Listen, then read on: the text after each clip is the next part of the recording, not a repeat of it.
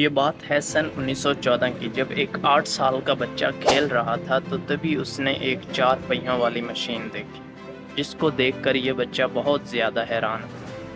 یہ فورڈ کا model T تھا۔ یہی وہ دن تھا جب اس 8 سال کے بچے کو گاڑیوں اور میکینیکل پارٹ سے پہلی بار لگاؤ ہوا تھا۔ اس کا نام تھا سوچائرو ہونڈا، اور کس کو معلوم تھا کہ آنے والے وقت میں اس کا نام ہمیں ہر چھوٹی بڑی گاڑی پہ دیکھنے کو ملے گا۔ ناظرین، سن 1906 میں جاپان میں مونٹ فوجی کے قریب ایک چھوٹے سے گاؤں میں سوچائرو ہونڈا کی پیدائش ہوئی تھی۔ ان کے والد لوہار ہونے کے ساتھ ساتھ پارٹ ٹائم سائیکل ریپیئرنگ کا کام بھی کرتے تھے۔ ہونڈا کے 5 بہن بھائی تھے جو مختلف بیماریوں کی وجہ سے پہلے ہی مر چکے تھے، لہٰذا اس کے ماں باپ کو اپنے اس بچے سے کافی امیدیں تھیں، لیکن اس کو پڑھائی میں تو کوئی لگاؤ نہیں تھا۔ البتہ اپنے باپ کے ساتھ سائیکل ریپیئر کرنے میں ہونڈا کو زیادہ دلچسپی تھی۔ جب وہ 16 سال کا ہوا تو اس نے اخبار میں ایک جاب کا ایڈ دیکھا۔ آرٹ شوکائی نامی ٹوکیو کے اس آٹو موبائل سروس اسٹیشن میں ٹیکنیشینز چاہیے تھے۔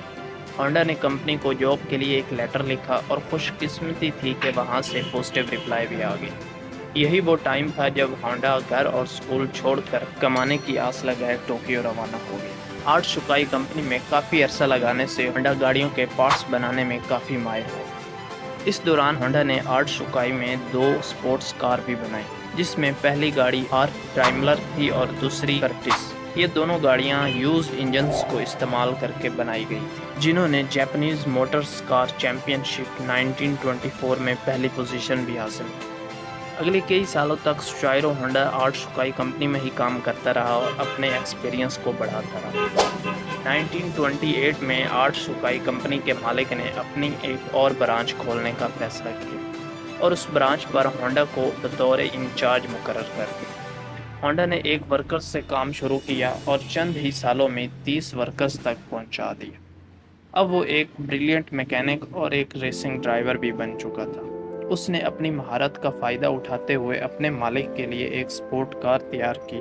یہ گاڑی 120 کلومیٹر پر آور کی سپیڈ سے چل سکتی تھی، حیرانگی کے ساتھ، جس نے پرانے سارے ہی ریکارڈز توڑ دیے، اور یہ ریکارڈ اگلے 20 سالوں تک جاپان کا ہائیسٹ ریکارڈ بنا۔ 1936 میں ایک ریس کے دوران ہونڈا کا ایکسیڈنٹ ہو گیا، جس سے وہ کافی عرصہ انڈر ٹریٹمنٹ رہا۔ آخر کار ٹھیک ہونے کے بعد 30 سال کی عمر میں ایک دوست کے ساتھ ٹوکائی سیل کی ہیوی انڈسٹری کے نام سے گاڑیوں کے اسپیئر پارٹس کی کمپنی کھولی۔ کمپنی تو کھل گئی، لیکن اس کو چلانے کے لیے سوچائرو ہونڈا کے پاس کوئی انویسٹمنٹ نہیں تھی، اس لیے وہ دن بھر آرٹ شوکائی کمپنی میں کام کرتا اور رات کو اپنی نئی کمپنی کے لیے خود انجن اور پسٹنز بنانے کی کوشش کرتا تھا، لیکن کچھ خاص کامیابی نہیں مل رہی تھی۔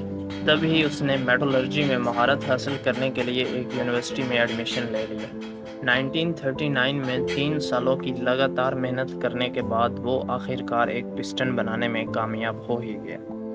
اب اس نے آرٹ شوکائی سے جاب چھوڑ دی اور فل ٹائم پسٹنز بنانے میں لگ گیا، لیکن اسے کیا خبر تھی کہ ابھی بھی اس کے پسٹن میں کئی فالٹ ہیں۔ اس نے 50 ڈیزائنز ٹویوٹا کمپنی کو بھیجے، جبکہ ٹویوٹا نے 47 ڈیزائنز ریجیکٹ کر دی۔ یہ خبر ہونڈا پر بجلی بن کر گری، کیونکہ اس کے پاس اب واپسی کا کوئی بھی راستہ نہیں تھا۔ اس نے مختلف کمپنیز کی ریکوائرمنٹ کو سمجھنے کے لیے پورے جاپان کے دورے لگانا شروع کر دیا۔ وہ کئی کار مینوفیکچررز سے ملا اور بہت سے ڈیزائنز دیکھے، اور اگلے کئی سال ہونڈا نے مارکیٹ کو سمجھنے میں لگا دی، اور اس کے بعد ہونڈا نے ایک بار پھر سے پسٹن بنائے۔ اس بار ہونڈا کے پسٹنز ساری کمپنیز کے کوالٹی رینج پاس کر چکے تھے۔ اس کو دھڑا دھڑ آرڈرز ملنے شروع ہو گئے، اور ایک بار پھر ہونڈا کو اپنے خواب پورے ہوتے ہوئے دکھائی دیا۔ پسٹنز کی مانگ کو پورا کرنے کے لیے اس کمپنی نے 2000 ورکرز کو ہائر کیا، لیکن کس کو پتا تھا کہ ہونڈا کی یہ خوشی تھوڑے ہی عرصے کے لیے مہمان تھی۔ 1941 میں جاپان ورلڈ وار 2 میں کود گیا، اور منسٹری نے کئی جاپانیز کمپنی کو اپنے کنٹرول میں لے لیا، جس میں ایک کمپنی سوچائرو ہونڈا کی بھی تھی۔ حالات مزید خراب ہوئے، کمپنی کے ورکرز بھی جنگ کے لیے چن لیے گئے، اور 1944 میں ایئر اٹیک کے دوران ایک بم سیدھا سوچائرو ہونڈا کی کمپنی میں آ گیا، جس سے ہر چیز تباہ ہو گئی۔ یہ جنگ جاپان ہارتا ہوا دکھائی دے رہا تھا، اور 1945 میں 2 نیوکلیئر اٹیکس ہوئے، جس نے جاپان کی سرے سے ہی کمر توڑ ڈالی۔ اس واقعے کے بعد جاپان نے امریکہ کے سامنے سرنڈر کر دیا۔ اب جنگ ختم ہو چکی تھی، لیکن سوچائرو ہونڈا اپنا سب کچھ کھو بیٹھا تھا۔ اس نے اپنے بچے کچے ایسٹس ٹویوٹا کمپنی کو بیچے اور ایک بار پھر جا پر سفر بیٹھ گئے۔ یہ حالات صرف سوچائرو ہونڈا کے ساتھ نہیں تھے، بلکہ پورا جاپان بری طرح اکنامیکل کرائسس سے گزر رہا۔ مہنگائی بہت بڑھ چکی تھی، کھانا پینا کافی مشکل ہو گیا تھا، حتیٰ کہ پبلک ٹرانسپورٹ کا ملنا بھی کافی مشکل ہو گیا تھا، کیونکہ جاپان میں پیٹرول بھی نایاب ہو چکا تھا۔ اسی دوران سوچائرو ہونڈا کو جاپانیز امپیریل آرمی کا ایک چھوٹا انجن ملا، جس سے وہ وائرلیس ریڈیو چلایا کرتے تھے۔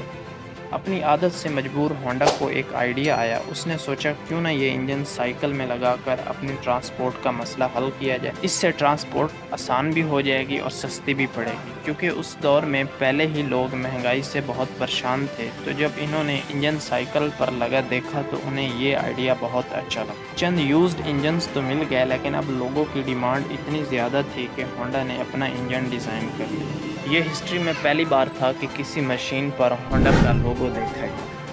ہونڈا کے پاس اتنے پیسے نہیں تھے کہ وہ اور زیادہ کمپنی چلا سکے، لہٰذا اس نے 18,000 دکانداروں کے نام اوپن خط لکھا۔ لوگوں کو ہونڈا پہ کافی بھروسہ تھا، تو ان میں سے 3,000 دکانداروں نے پازیٹیو رپلائی کیا اور پیسے بھی ایڈوانس میں دے دیے۔ اگلے 3 سالوں میں ہونڈا نے ایک ایسی موٹر سائیکل بنائی جو مارکیٹ کی ریکوائرمنٹ کے عین مطابق۔ یہ سپر کپ کے نام سے لانچ کی گئی، جس نے آتے ہی مارکیٹ میں دھوم مچا دی، اور یہ ماڈل کافی کامیاب رہا۔ کیونکہ ہونڈا کو ریسنگ بائکس کا بھی کافی شوق تھا، تو وہ ریسز میں جاتا اور جیتنے والی بائکس کے خاص فیچرز نوٹ کر لیتا۔ اس لیے اب ہونڈا نے سپورٹس بائکس بنانے کا فیصلہ کیا۔ چند سالوں میں ہی ہونڈا کی پہلی سپورٹ بائک لانچ کی گئی، جس نے 1962 میں انٹرنیشنل ریسنگ کمپٹیشن میں پہلی پوزیشن حاصل کی۔ اس ریس نے ہونڈا کا نام پوری دنیا میں فیمس کر دیا۔ 1960 کی دہائی میں ہونڈا دنیا کی سب سے بڑی بائکس موٹر مینوفیکچرنگ کمپنی بن چکی تھی، اور 1968 تک یہ 1 کروڑ یونٹ سیل کر چکے تھے۔ اپنی زندگی 62 ایئرز میں سوچائرو ہونڈا کو کامیابی تو مل چکی تھی، لیکن جو خواب اس نے دیکھا تھا وہ ابھی بھی اسے لیے بیٹھا تھا۔ ہونڈا نے آخر کار مینوفیکچرنگ کا کام بھی شروع کیا۔ کئی لوگوں نے ہونڈا کو منع بھی کیا، کیونکہ اس وقت مارکیٹ میں ٹویوٹا اور نیسان جیسی کمپنیز اپنا بزنس جمائے بیٹھی تھیں۔ وہاں مارکیٹ میں اپنی نئی جگہ بنانا کافی مشکل تھا، لیکن ہونڈا نے کسی کی نہ سنی اور اپنی پہلی پک اپ ٹرک E360 لانچ کی، جو کہ فیل ہو گئی۔ اس کے بعد سپورٹ کار S500 لانچ کی، جس کے صرف 1300 یونٹس ہی بک پائے۔ کئی سالوں کی محنت اور درجنوں ڈیزائنز ریجیکٹ ہونے کے بعد فائنلی 1972 میں ہونڈا سیوک لانچ کی گئی۔ یہ وہ گاڑی ہے جس کے نئے ماڈل آج تک پوری دنیا میں فیمس ہے۔ 1980 میں ہونڈا موٹرز جاپان کی تیسری بڑی مینوفیکچرنگ کمپنی تھی، اور صرف 10 ہی سالوں میں یہ دنیا کی تیسری بڑی کمپنی ہوگی۔ آج ہونڈا کا لوگو ہمیں موٹر سائیکلز، کار، بوٹس انجنز، پلین انجنز اور درجنوں پاورز مشین پہ دیکھنے کو ملتا ہے۔